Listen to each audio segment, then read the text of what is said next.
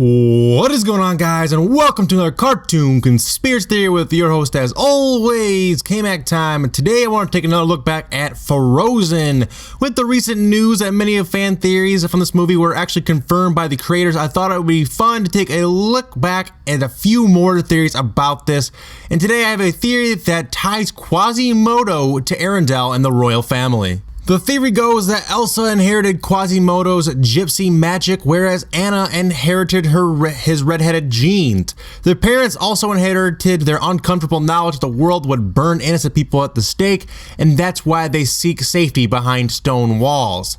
Okay, so let's go ahead and jump right into this. First thing first, let's take a look at Quasimodo's stone magic, which he does right underneath of Frollo's nose. Quasi was practicing gypsy witchcraft, where he brings his stonework of the cathedral to life, creating his own little gargoyle family. On top of that, there's the occasional backup dancer saints, and that one gargoyle water spout that growls at Frollo that really creeped me out as a kid. God, I had nightmares about that. Anyway, it also couldn't have hurt when Quasi needed to break loose from the stone pillars in order to rescue Esmeralda.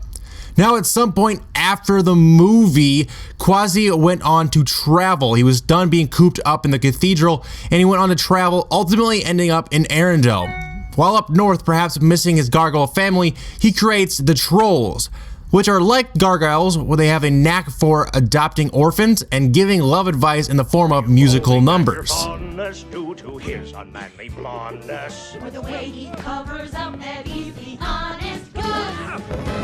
He's just a bit of a fixer-upper. He's got a couple of bugs. So the theory goes that eventually one of Quasimodo's ancestors marries into the Arendelle royal family, which could explain how the map of the trolls ended up in the royal library and where Elsa's magic comes from. Although it's changed a bit over the last 4 centuries from stone crystals to ice crystals, but it still creates the orphan befriending, musical number singing, love advice giving little buggers that we know and love.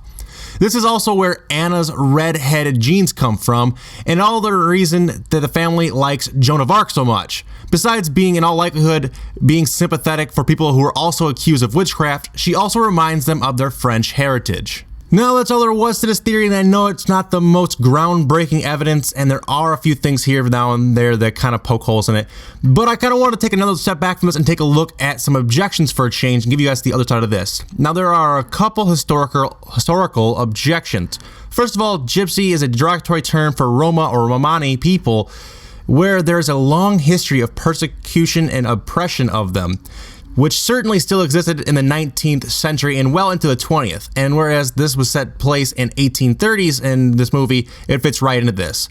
Now, a Rom in the royal Norwegian bloodline, that would be a major scandal. The Roma were actually considered outcasts and threats, partially because they were unfairly associated with the Ottoman Empire and were sometimes even thought to be spies. So I find the thought that a Rom would be related to Anna and Elsa and their ancestry pretty unlikely. And on top of that, the gypsy brand of quote-unquote magic dealt with things like talisman, good or bad luck, and seeing the future. Not really the elemental magic we see in the movies.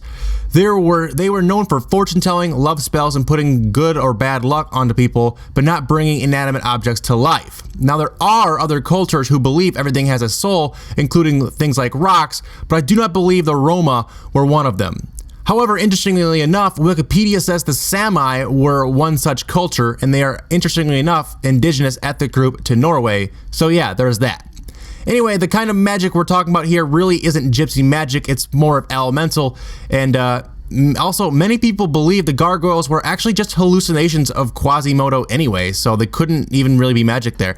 But what the hell, it's Disney. I mean, if Disney can give Esmeralda and Quasimodo a happy ending, Quasi can be related to Elsa and Anna. That's just the way things go sometimes. So, like I said, this theory isn't the most set in stone theory, but that's not the point. The point is to think differently, think outside the box about these movies, and hell, sometimes they're even confirmed down the road by creators like we've seen with the previous Frozen theories. But that's all I have time for, guys. Thank you guys so much for watching this video. If you guys enjoyed it, please make sure to drop a like, and let's see if we can get this video over 600 likes. Hopefully you guys can help me out there. Also, if this is your first time on the channel, make sure to subscribe for more cartoon conspiracy theories along with my other daily content in your sub box. And today's code word you guys can drop in the comment section below. Let me know you guys made it all the way through the end of this video is going to be Olaf, like the snowman from Frozen. So make sure you guys drop that in the comments. I know you guys are some of the coolest cats on the entire internet. But until next time, guys, remember that's always K-Mac time somewhere. Take it easy and peace out.